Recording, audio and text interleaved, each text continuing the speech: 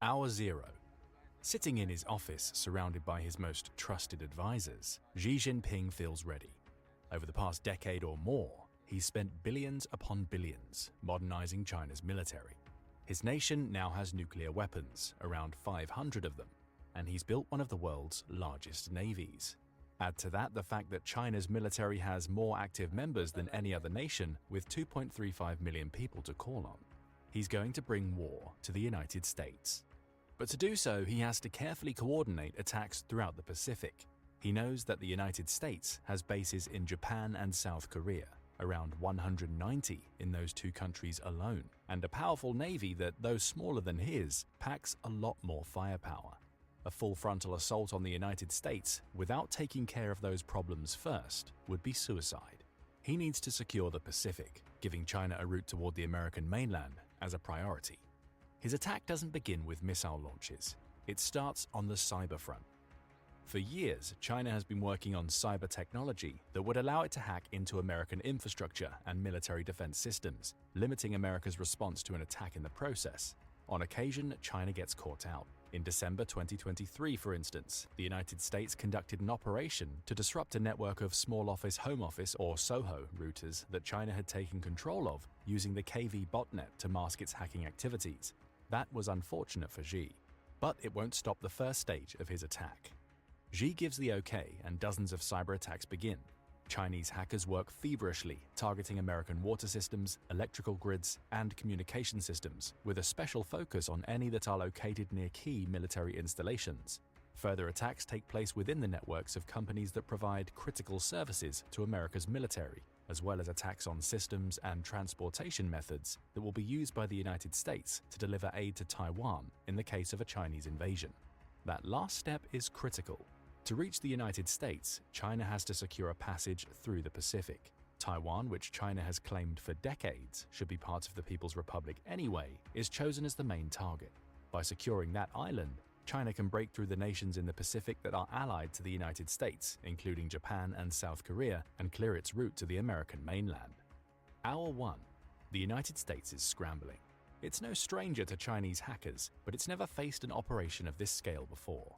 The country's success against Volt Typhoon, the elite group of Chinese hackers that were responsible for the KV botnet attacks mentioned earlier, revealed that China has its fingers in major networks. Rail, mass transit, maritime, water, and pipeline systems were all under threat. And though Volt Typhoon has been mostly eradicated, the sheer scale of the disruption occurring in the US reveals that it was far from the only hacker group China had in play. America is left chasing shadows, at least for a couple of hours, which is all China needs to start the next stage of its assault. Xi Jinping gives the okay for the next and boldest part of its strategy: activating the People's Liberation Army Rocket Force, or PLARF. The group has around 120,000 members, who combine to operate 6 known ballistic missile bases throughout China. However, the PLARF's real strength lies in the sheer number of missiles it has at its disposal. Recent estimates from the US Naval Institute place the number at somewhere around 4,000, all of which are capable of targeting ships moving at sea in addition to static land-based targets. Both capabilities will be needed by Xi. In arranging this attack, he's had to make some difficult decisions. He knew that a launch against Taiwan was inevitable, and the island nation became his first target. A missile barrage begins, with air support being provided by the recently upgraded bases at Longqian, Jiangsu, and Wuhan. All three are supporting China with fleets of Shenyang J-16 fighters, launching missiles of their own while engaging Taiwanese defenses in the air. The tougher attacks focus on the US Pacific Fleet. Numbering around 200 ships, along with 1,500 aircraft and 150,000 military personnel, that fleet is the biggest barrier that stands in the way of Xi's ambitions to invade the United States. It covers almost half of the world's surface, stretching from Antarctica to the Arctic Circle, taking in the Pacific Ocean and the Indian Ocean in the process. Xi can't hit everything in that fleet, but his goal is to strategically weaken the fleet in the early hours of his new war, eliminating America's ability to rapidly respond to his actions. To do that, he needs a 3-pronged missile attack. First, he has to engage the naval bases the United States has set up in Japan, South Korea, and the Philippines. It's a risky move. Any missile strike on these nations will surely cause collateral damage, potentially bringing all 3 of them into the war in support of the US. But failure to strike now means leaving nearly 200 bases ready to launch an immediate counterattack supported by around 79,000 troops. Xi can't take that risk. Hordes of Dongfeng 26 or DF-26 missiles are launched towards America's bases in Japan and South Korea. Each missile has a range of 2,485 miles, easily ensuring they can reach their targets. They're accompanied by shorter-range missiles, such as the DF-16, for a simple reason. Xi needs his DF-26s for attacks further afield. Those very missiles are also part of the second part of China's missile barrage, attacking closer to the United States. More are sent flying toward Guam, targeting the Andersen Air Force Base in Yago, as well as Naval Base Guam in Santa Rita.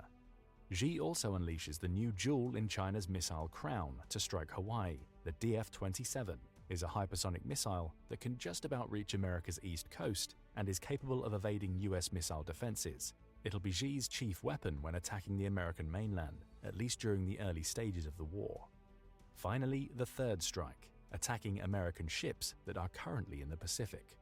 Chief among the targets will be the small fleet of cruisers America has in the water near China, including the USS Shiloh and USS Mobile Bay. All told, there are 9 of these ships, all packed with heavy armaments and strong anti-air defenses that China hopes to either eliminate or damage heavily. Secondary targets include the much larger fleet of US Navy destroyers, which pack less of a punch than the country's cruisers but will still be enough to cause serious damage to the Chinese fleet if they're allowed to go unchecked. There are dozens to target, and Xi knows that he won't be able to take out all of them. But the more he can destroy with missiles now, the easier he'll find his invasion of Taiwan and subsequent passage to America. However, Xi's missiles won't have clear paths to their target. Though his cyber attacks have left the United States scrambling, it hasn't shut down the country's missile defense systems. America's DSP satellites, overseen by its Space Force, easily detect China's missile launches, giving President Joe Biden time to organize the country's defenses. Chief among these will be its ground-based interceptors, or GBIs, of which there are currently 44 active in the United States. Most of these systems, 40, are stationed in Alaska, though they're still capable of destroying intercontinental ballistic missiles, ICBMs, traveling at around 15,000 miles per hour. The other 4 are stationed in California, much closer to China's Hawaiian targets, and will be responsible for providing most of America's defenses against China's missile barrage. There's just one problem. What if any of the missiles contain nuclear warheads? Biden consults his advisors, who conclude that possibility is unlikely.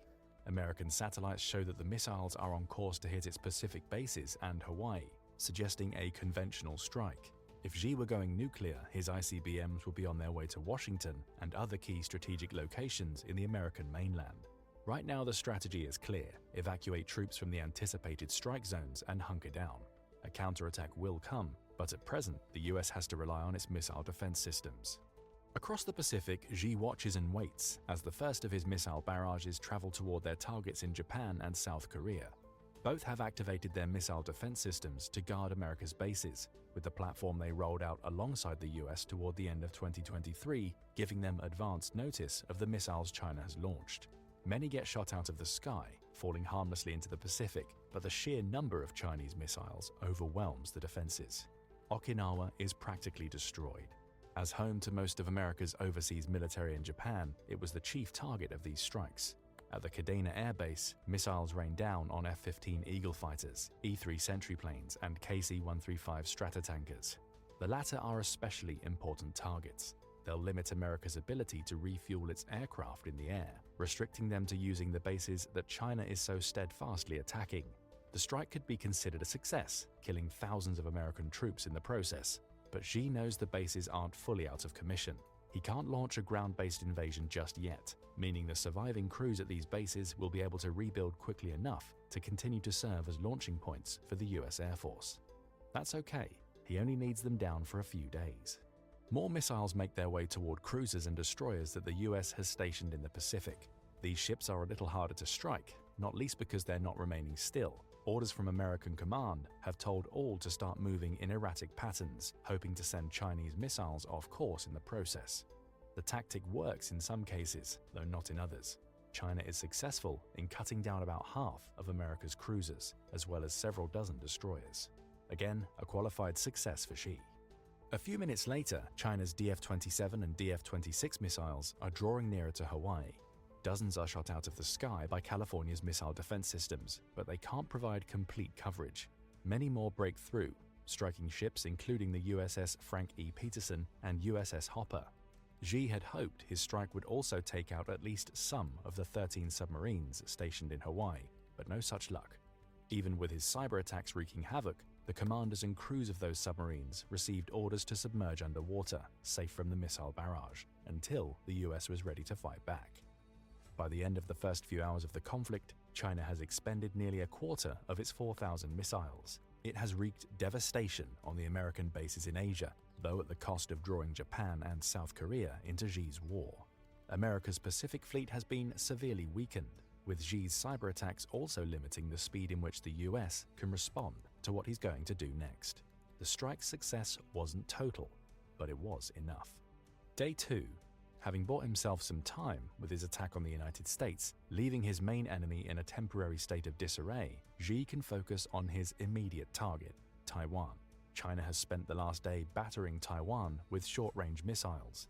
The barrage has been successful in taking out several targets, including the smaller islands surrounding Taiwan, but it's also faced a steadfast defense from the US-made Patriot air defense system stationed on the island, as well as Taiwan's own Skybow surface-to-air ballistic missile defense systems.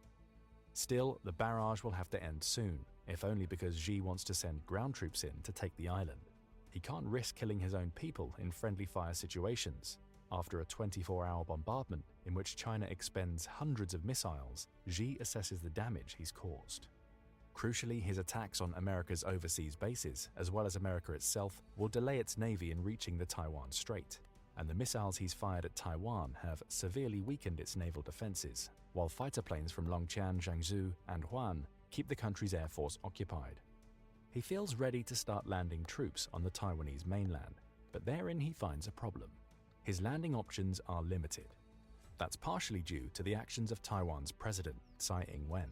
She's been preparing for an attack from China for several months, especially in the wake of Beijing growing bolder by conducting military and naval operations in the Taiwan Strait. As soon as the missiles started flying, Tsai sent orders to defensive positions on both sides of the island.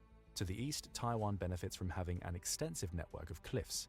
Tsai anticipates that Xi will look to blockade that side of the island with his navy, but is unlikely to launch a full invasion from the east. Still, soldiers are placed on alert, telling them to prepare to fight against ground troops that might try to climb the cliffs, which have gradients of at least 15%. If need be, those troops will receive orders to destroy the routes built through the cliffs that lead to the mainland. Her main focus lies in Taiwan's west.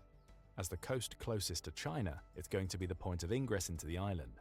Tsai places all 15 major ports and harbors on that coast on high alert, with orders for their destruction in place if China's forces get near. Tsai can't afford to allow China to set up a naval presence on the island itself if it manages to invade. Then there are Taiwan's beaches. All are heavily fortified, with any Chinese troops that manage to land having to make their way through scores of barbed wire-laden defenses just to achieve any hope of reaching the roads that lead to Taipei. The waters leading to most of those beaches are less than 50 feet deep, meaning China can't land troops en masse. It must take them most of the way before ferrying them across in smaller vessels, all while being subjected to missile fire from Taiwan. Those waters are also packed with shallow mines, with the beaches also containing anti-landing spikes that will prevent China's tanks from making inroads. And if worst comes to worst, Tsai can collapse the roads leading into Taipei from the west, forcing Chinese troops to navigate challenging terrain if they ever hope to reach Taiwan's capital.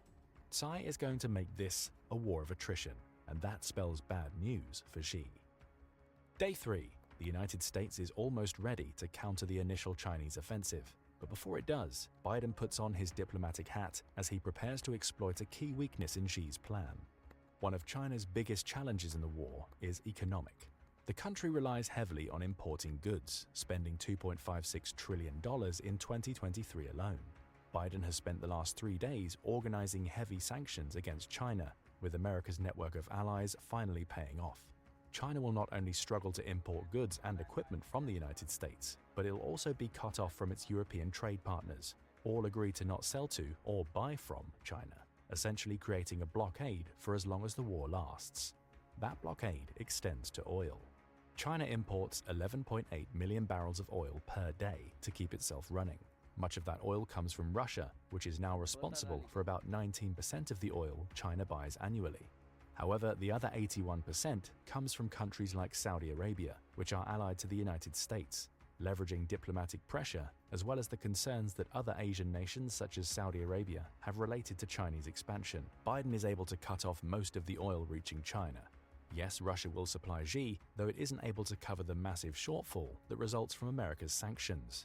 And given Putin's war in Ukraine, he also can't risk Russia's trade with other countries for the sake of solely supporting China, especially given that he faces his own sanctions. Xi didn't expect this. Now he faces a shutdown. China has to defeat the United States in a matter of months, or else its resources will dwindle to the point where it's practically starved out of the fight that it started. Day 4. With sanctions in place and trade routes in the process of being cut off, Biden's next move is to speak to his allies in NATO. After all, China directly attacked America on its own soil by launching missiles at Hawaii. It also attacked America-owned military bases overseas, which would also constitute an attack on the US. All of this plays in Biden's favor for one reason: Article 5 of the NATO Charter. According to this article, if any NATO ally or member nation is the victim of an armed attack by another country, every other NATO member will consider this an act of violence against themselves. In short, China's attack on the United States has brought most of Europe into the fold. Biden has been cooperating with NATO members from the moment he detected China's missiles. Collectively, that makes him ready to utilize the power of 31 nations, including what's left of the United States defenses. The focal point of the counterattack is obvious: the Taiwan Strait. Xi has failed to take Taiwan with his missile barrage and now faces an extended conflict in which he's losing thousands of troops every day to his attempts to land on Taiwanese beaches. Even if he manages to break through Taiwan's defenses by simply throwing sheer numbers at the island, his troops will face an urban warfare campaign that will see them fight tooth and nail for every street they manage to claim. Xi didn't expect this. And this war of attrition all adds up to time that the US and its allies can take to prepare an attack. The strategy is to combine America's naval resources with those of its NATO allies, as well as the navies of South Korea, Japan, and Australia. The latter will also be a focal point of the counterattack, as China neglected to destroy the bases America has set up in Australia. The United States sends a fleet of ships, including most of its stock of 11 aircraft carriers, toward the Taiwan Strait. They're accompanied by one of the UK's aircraft carriers, the HMS Queen Elizabeth, loaded with Typhoon FGR-4 and F-35B Lightning jets. Similar support comes from Canada, which commits half of its 12 frigates to the American cause, as well as Japan, which sends most of its fleet of 36 destroyers. South Korea hesitates. It's happy to support the US in any way that it can, but it also has to be wary of North Korea, which could see China's attack as an opportunity for it to start a war with its southern neighbor. If South Korea commits its naval or aerial resources to America now, it leaves itself open to attack. Biden understands this, resulting in South Korea's role being to keep watch over North Korea to ensure it doesn't get involved in the conflict. And now the US has an allied fighting force that's capable of fighting against China in the sea or air. The fleet sets sail. Week 2. Xi has been bombarding Taiwan to no avail. Every attempt to land ground troops on Taiwan's beaches is met with missile strikes and fierce beach combat. Yes, he's slowly whittling away at those defenses, but for each victory he achieves, a road is destroyed or a tunnel collapsed by Taiwan, forcing his troops to divert over difficult terrain to get to Taipei. The few who managed to reach Taiwan's capital have been destroyed in urban warfare. This was supposed to be a quick victory. It had to be. Every day that China doesn't control Taiwan is another day in which American counteroffensives draw nearer. Finally, 2 weeks after his missile launches, Xi faces the prospect of American naval and aerial assets reaching the Taiwan Strait. Worse yet, they're supported by NATO and Japan, neither of which wants to see China gain more influence, be it in the Pacific or the Americas. Worse yet for China, its navy, though larger than America's, doesn't compare in terms of sheer firepower. Though Xi was successful in destroying almost 24 of America's destroyers in his missile barrage, that still leaves 68 to contend with, around 20 more than China has. And although China has more corvettes and patrol boats, neither will withstand the combined naval firepower being brought into the Taiwan Strait. Worse yet for Xi, America has an ace in the hole: its Rapid Dragon tactic. Over the past couple of years, the United States has been retrofitting some of its cargo aircraft so they're capable of dropping pallets of long-range missiles. Each pallet can be stocked up with 30 AGM-158 JASSM cruise missiles, which have a range of between 229 and 1,118 miles, depending on which version of the missile is launched. Stacked into America's MC-130J aircraft, which Xi didn't target as he didn't believe them to be a threat, these pallets start raining cruise missiles down onto the Taiwan Strait. Those missiles serve two purposes. If they hit a Chinese ship, their 990-pound WDU-42B penetrator warheads can easily destroy most targets. But even if they fail to hit, such a large barrage of missiles launched simultaneously will confuse the missile defense systems built into China's larger warships, as well as those in the 3 air bases that are the launching point for China's fighter jets. While the missile defenses are focused on a flurry of JASSM cruise missiles, more targeted strikes can take out targets. The Allied forces turn the tide in the Taiwan Strait. Month 2. Xi has lost the clear passage into Taiwan that he'd established during his initial invasion. He's still getting troops onto the mainland, though each landing is subjected to Taiwanese defenses along with assaults from the US and its allies' navies. Worse yet, he's lost air superiority. In truth, he never really had it. Taiwan's 142 F-16 fighter jets, many of which have been upgraded, may be technologically inferior to China's J-20s. The Infrared Search and Track, or IRST, built into the J-20s, means that it's far more capable of tracking and eliminating a target than the F-16. But Tsai knew this, and knew that support was coming from the US. She's used her F-16s to delay rather than defeat China, just as she's used her beach and urban warfare tactics to keep China from sending hundreds of thousands of troops into Taipei. Now, the US and NATO are in the Taiwan Strait, and they're pushing Chinese forces back to their home country. Constant missile barrages on the Longqian, Jiangsu, and Huan air bases have rendered them practically unusable, making it a struggle for China to get new fighters into the air as quickly as it had managed before. America's aircraft carriers, of which it brings 8 to the Taiwan Strait, can each hold around 75 fighters, bringing the Allied forces to a total of 600 when at full capacity. Add to that the Rapid Dragon strategy, and America and its allies are shutting down every attack China attempts. It's not long before America's Navy cuts off the passage into Taiwan. Cut off from their target, China's naval and air forces begin a retreat, leaving the few thousand Chinese troops still in Taiwan stranded. They'll be picked off by Taiwan's forces in Taipei, assuming they get there. And with the US now firmly entrenched in the Taiwan Strait, it's able to land troops on the island's beaches to attack the remnants of China's forces from the rear. It's a lethal pincer movement that soon puts paid to Xi's invasion. Still, it hasn't all been clear sailing for the US. China has managed to use its strong submarine fleet, with its 6 Shang-class nuclear submarines leading the way, to take out 2 of America's aircraft carriers. It's a difficult loss, especially given that those carriers housed about 150 fighters between them. But America's submarines are just as lethal. Though it has fewer submarines than China, around 60 to China's 78, its crews are better trained and have fewer targets to strike. Both of China's aircraft carriers, brought into the conflict due to the American assaults on its air bases, are taken out, minimizing China's impact from the air. Xi has to face a very real possibility. He's about to lose this war. Month 3. China has stubbornly refused to give in to the overwhelming force being applied to it. The country's navy lies in tatters, with only a fleet of patrol boats guarding its coast to back the few corvettes and frigates it has left. Xi has called his ships back, anticipating an invasion by the United States into the Chinese mainland. Xi has failed to take Taiwan. And in attacking the United States directly, he's only discovered that America's NATO allies take Article 5 very seriously. The same goes for other allies, including Japan and South Korea, which have aided the US both because of their military alliances with the country and because neither wants to see the spread of Chinese influence in the Indo-Pacific. Xi knows he's miscalculated. Now he faces a very big question. Does he launch nuclear weapons? China has around 500 nukes, as well as ICBMs, capable of reaching the continental United States. His country's CSS-4 Mod 2 Mod 3 missiles could do the job thanks to their 8,000-mile range. The DF-41 can also hit the mark, as it's capable of traveling nearly 7,500 miles. But Xi thinks better of it. Launching his nuclear weapons against the United States would mean a response in kind. And while America's Minuteman III ICBMs lack the range of his missiles, the country's submarines and aerial bombers could easily drop nukes all over China if provoked.